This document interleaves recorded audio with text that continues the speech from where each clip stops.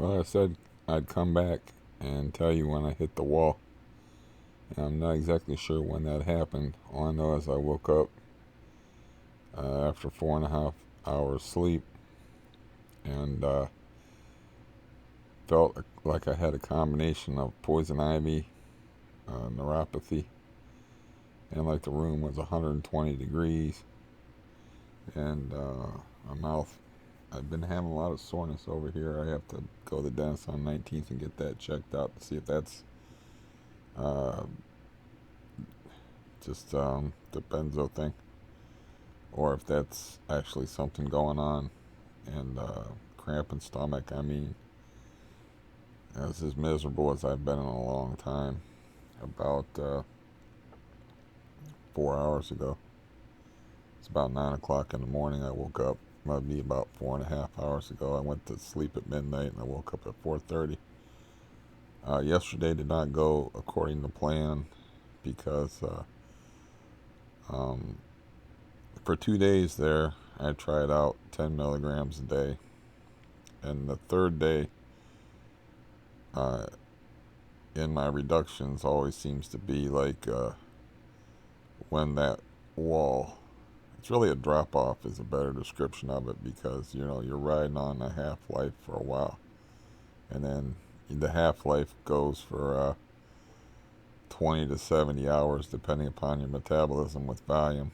So for me, it's the third day is uh, the third day God created misery for me. So today was the third day, and I woke up in a world of hurt, and it's like it's just too much, too fast. So I'm going back to 12.5 for a while because I was from the 28th to the 6th. I was doing 12.5. Uh, so that's only 28, 29, 30, 31, 1, 2, 3, 4, 5, 6. That's only 10 days. I guess 10 days isn't enough, or wasn't enough in this case. Like I said, yesterday did not go according to plan because I made that video yesterday and I said that I was going to do this and I was going to do that and I was going to do that. But what I ended up doing is fighting with a couch that was much heavier than I thought it was, and jockeying it around inch by inch and pushing it up against the one window, which, come to think of it, probably not a good plan because it's the window that's I can tell who's on the I can tell who's coming up on the porch if they go up the steps. So, but anyways, it's standing on end like I wanted it to, and then I had to clean underneath the couch and sweep, and then I had to move the treadmill, which stands in a vertical position, and maneuver it, and make as much room as possible to create that walking area. And then I moved the scooter around, and I had to pick it up, and uh, it's quite heavy in the 200-pound range. But I had to pick up the back of it and jockey it around and put it, put it in an area where I would create the most amount of emptiness or empty space. And by the time I did all that, that was my cardio workout, so I didn't need to walk around. There's an insane amount of light here, which I was supposed to fix by either hanging up a sheet over that window because the blind don't cut it, or putting some cardboard up, but I didn't. But so anyways, I did all that, and I was like, okay, I want to rest now. So I got to be like around 7 p.m. and I was planning on taking my pill. Like, I go from a range from 6 to 10. So the new schedule I was attempting was like 5 milligrams at 11 a.m. and then from 6 to 10 as late as possible another 5 milligrams. But around 7 o'clock I had a pretty nasty heart episode where I felt my heart screwing up, and then I felt that weird flush sensation of heat going through your body, like a hot flash, which of course scared the shit out of me. And I was like, okay, you don't have to hold that gun to my head. It's like your heart's threatening you to take the pill. Take the pill, quit fucking around. So I was like, okay. And I took the 5 milligrams at around 7 o'clock, and blood pressure pill and the blood thinner to boot, because I have trouble remembering to take the blood thinner, which is important if I do have to go to the emergency room for my heart. Because if my blood's thin, I don't have to stay in the hospital, and I can just get shocked and go home if I have another bout of arrhythmia that won't go away. But anyways, and then so I didn't go to sleep till around midnight, and then I woke up at 4, and like it was like, this is too much. And I went back and I looked at since I decided to start. I didn't really decide to start tapering. I kind of fell into it by accident, like I've said, in December. I don't know when in December, but I do know that I made a. Once I discovered that I was ahead, I was like, well, I might as well go with that taper. And you know, instead of taking 3 10 milligram pills, I took what the hell did I just say? Instead of taking 3 10 milligram pills, I was taking 2 10 milligram pills a day. And then on the 10th of January, I started taking the 5 milligram doses, and I did a 25% reduction. And I did that for 18 days until the 28th. And then on the 28th, I went from the 5 milligrams 3 times a day to cutting the middle pill in half. And then 10 days later, I decided, it just kind of happened accidentally, but I was like, I'll cut out the middle pill. Because that one day I just took a long time taking that morning pill, and I'm like, well, why don't I just take it until after. That was Thursday. Today is a Saturday. So I was like, why don't I just take it after the Meals on Wheels guy gets here. So that was like towards 11:30 a.m. and I was taking my middle pill at 2, and I'm like, why don't I just cut out the middle pill? And then I did. And then the next day, I made that video. That would be yesterday. And had those plans, and then took the pill at 11 o'clock in the morning. Had the heart episode around 7. And woke up at 4:30 this morning, like utterly and completely miserable. Like I said, the whole deal. Stomach cramps. It felt like I had poison ivy. I was itching like all over my stomach and around my back. And then got the neuropathy, and it felt like it was 125 degrees in here. And I was like, okay, this is too much.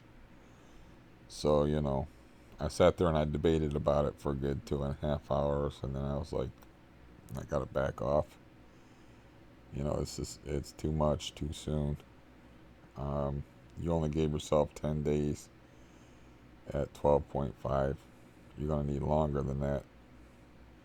You took 18 days at 15 milligrams, so maybe you might need 18 days at 12.5. I don't know. All I know is that's too much misery for me to handle, and I can't be fucking around with my heart.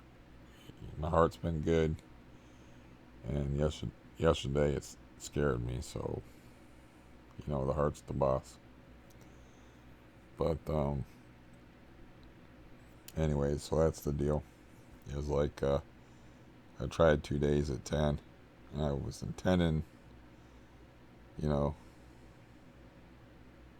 like I said, I had that duh moment where like, okay, you haven't hit the half-life yet, where the half-life drops off, so you don't really know how bad it's gonna be, and it turned out to be real bad.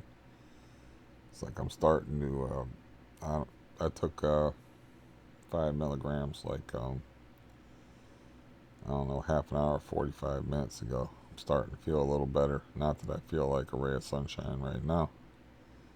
I don't need to since there's so much saturating light coming in through the window. Um, there's enough sunshine in here, and there's a lot of snow on the ground, so that snow amplifies the light. But anyways, the thing that I couldn't remember since I mentioned her name, benzoterror, the word she used was it's more like an injury. Um, it's more like benzos like injure you, and you need recovery time to heal from that injury. So that's the phrase she used that I couldn't think of. I was using the word damage, like like it does damage to you, but she says it's more like I remember she said it was more like an injury. She's also the person. I believe she said that in response to me referring to myself as an addict, because like a lot of people, I don't understand the difference between addiction and physical dependence, and because they're such easy bedfellows, there's a lot of confusion from people that are very experienced with street drugs. The difference between addiction. Addiction is a want-to thing, like you want it. Um, Physical dependence is a have-to thing. Like this morning, I sat there and I suffered through shit most people couldn't handle for hours, debating about what I should do, you know. And I have to convince myself a lot of times, like, you need to do this. You need to take like I said, I'm rushing getting off of the damn things. 10 days is not enough to adjust to a lower dose. Um, I don't think. And it blew up my sleep last night and damn near put me in the hospital at 7 p.m. last night. I see my frogginess is not going away. Probably sound like somebody that hasn't slept well. But I'm going to give myself a little more time and back off.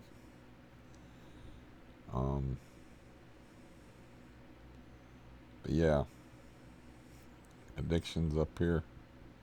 Physical dependence. It's a body thing. You don't have. I have to convince myself to take these pills. It's like I had to have a debate with myself for a couple hours this morning. Like, you're risking things. It's too risky. Damn it.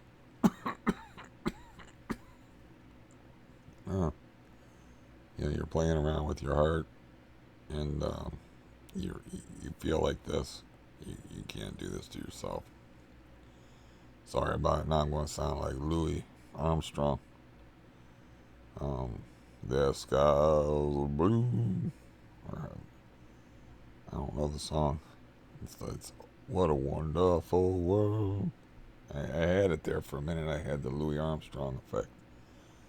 But anyways, I can hear Stampy's in fine form this morning.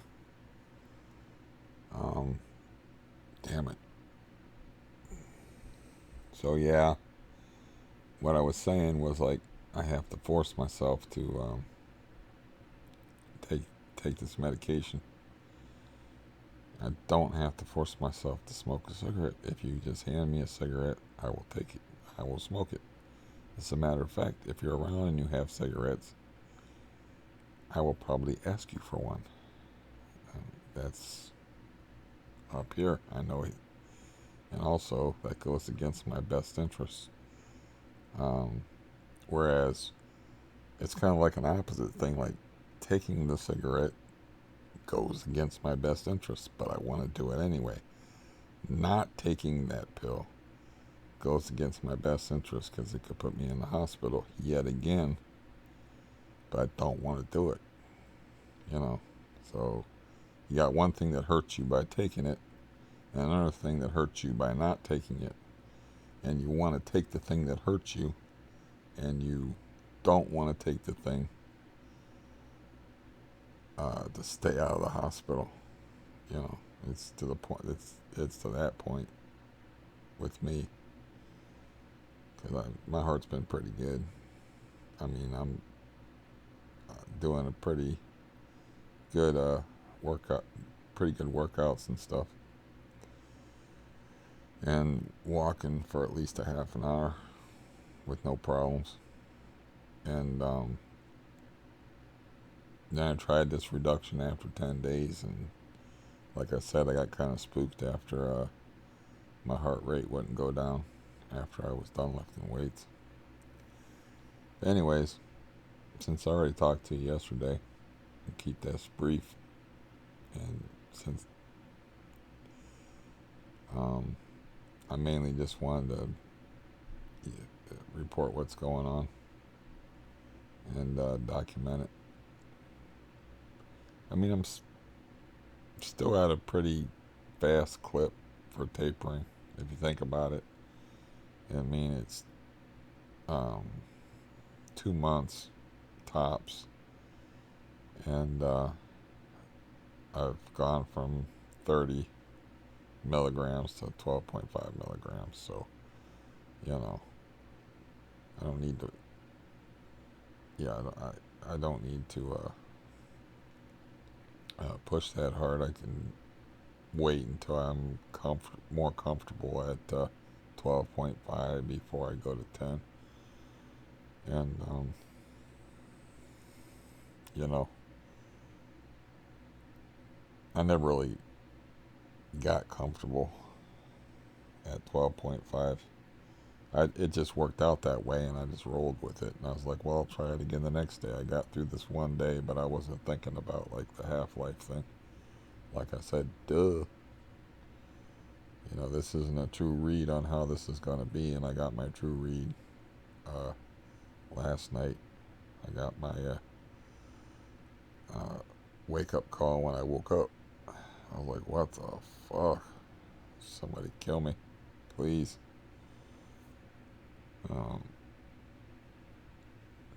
But I feel marginally better. And like I said, just 10 days just wasn't enough time to get adapted to that dose for me. And I got other considerations with the heart and the autonomic disease. But, you know, I'm still doing pretty good as far as tapering. I mean, I don't know how this appointment thing's going to be, or like how I got that appointment coming up on the 12th. You know, I'll just be honest with the dude and feel like, yeah, I'm dysfunctional, but if I can get out of here, I mean, I don't know how much I'll just talk to the guy. Like I said, I can't say too much about the guy because that's disrespectful, but he has a bit of a window into my situation, so he might be a little more sympathetic to it than other people, and plus that's part of his job, is dealing with this kind of stuff.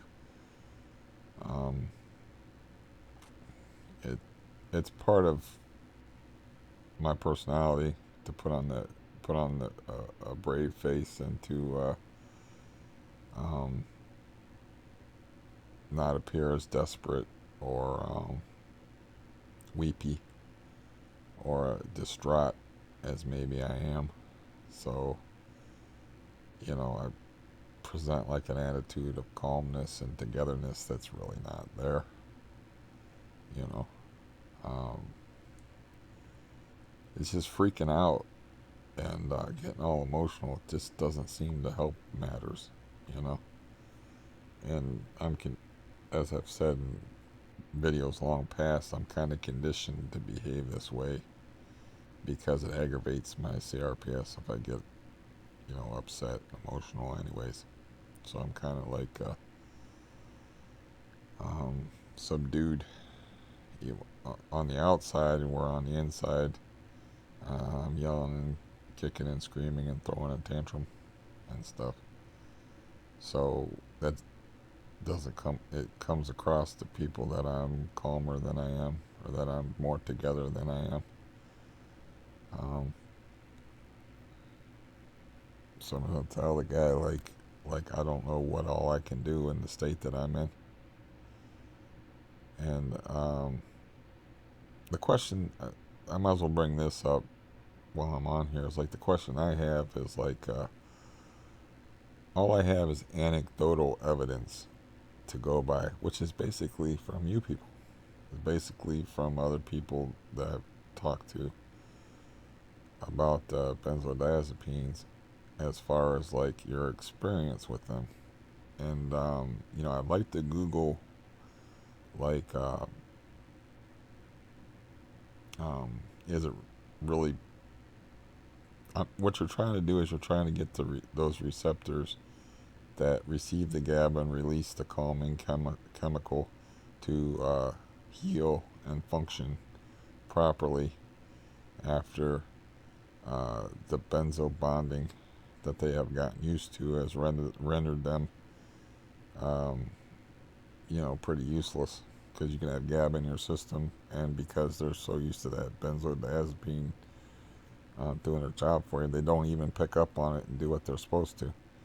So you're really waiting for those things to come back and waiting for your nervous system more or less to heal, which, like, nobody knows how long that takes for nerves to heal better than me, because I had the spinal surgeries and stuff. It takes a while. It's not like a cut on your arm. It takes a while for nerves to come back and function like they should. Um, it's just the way it is. But what I'm talking about is like, all I got is like you guys' the stories about your experience with it. I would like to have like, and I know it probably doesn't exist, but I'll perhaps put out the effort and try to Google whatever and see if I can find some information as to how tapering affects the healing process. Are you just, at some point you have to get off of um, the benzodiazepines to get those receptors to start doing their job, but forcing them to do it like all at once, like a fast or a cold turkey taper, if that damages you, if like tapering too quickly does uh, impedes the healing process, we'll put it that way. I bet you there's no hard science out there about that. um, it's just like, how do you feel? you know it's like, it's probably about as subjective a thing as can be. But I mean, there's what I, from my point of view, is what I'm thinking is like, if I push too hard with this, obviously it pushes back. It's like 10 milligrams was too soon, so I went back. I'm like, okay, you don't have to hit me in the head with a sledgehammer anymore. I get it.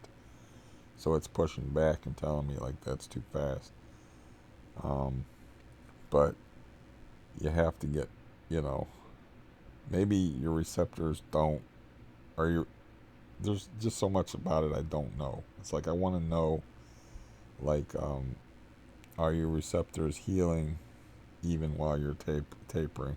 Are they becoming less benzodependent? And are they starting to function on your own, or do you have to be completely off of them, off of this benzos for the healing process to start? There's just so much about it I don't know. I just go, like I said, I'm just using anecdotal evidence I just listen to people when they talk that have experience with it. And so I don't know, like, if by being impatient like this, if I'm doing more harm than good to myself.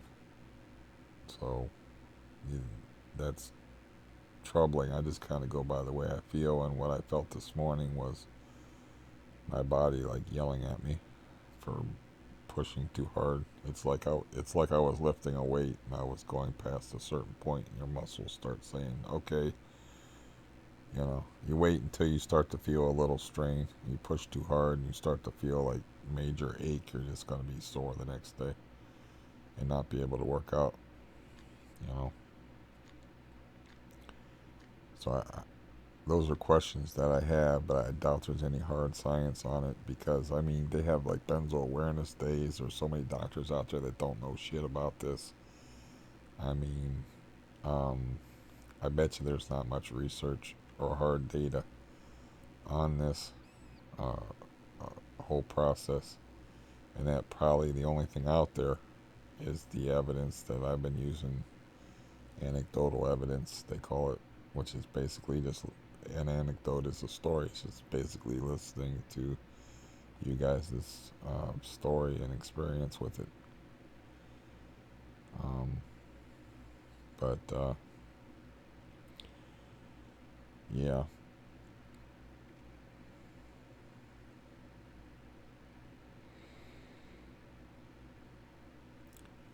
that's about it. I just said I'd check in, and when I hit the wall, and I hit the wall, and yeah, it hit back. So, you know, I'll go back up, and I don't consider it a failure, just an experiment. I mean, 10 days wasn't enough. I need another week, and maybe try it again in another week, and see what it feels like. I mean, you're gonna have your bad days, but this morning was like, wow. I mean, I can take a lot of suffering from experience. I'm not a tough guy by any means. I just had a lot of experience with suffering. But this morning was just, man, it was like hurricane. It's like getting hit with a hurricane of pain. And last night's heart deal. That's all the evidence I need that I'm pushing too hard. And I might even take it easy today. And you know, if I do exercise, I won't exercise hard. I won't walk. You know, I just I might even, like I said, I might take like a half a day. Just take it easy today, and okay, sorry, body. This is my apology to you. Is taking it easy today, and we'll get back at it with the weights and the walking and stuff tomorrow. And I don't want to, not interested in going into the hospital. I'm not interested in more heart trouble and getting my heart shocked and seeing more of the hated medical community. But if you know anything about that, I mean, if you have any input to offer in the comments about if you found some research to suggest that improper tapering actually damages the healing process. I mean, other than your own experience, I mean, um, let me know if they've actually done studies. I don't think they have. I mean, I haven't researched it, but I just have a feeling that they haven't. Um, there's too much ignorance out there in the medical community. Um, but I might have a look myself. But if you already know, you can let me know. I'm I'm always happy to learn. And yeah, I have no problem playing the student Everybody loves to be the teacher. I prefer to be the student. That's how you get smarter. Is that's as Judge Judy would say. That's why you have two ears and one mouth. You should listen twice as much as you should talk. And I do listen. I also talk a lot, as we know. Anyways, let me see if this cursor's in the right place so I can say goodbye. It is, so goodbye.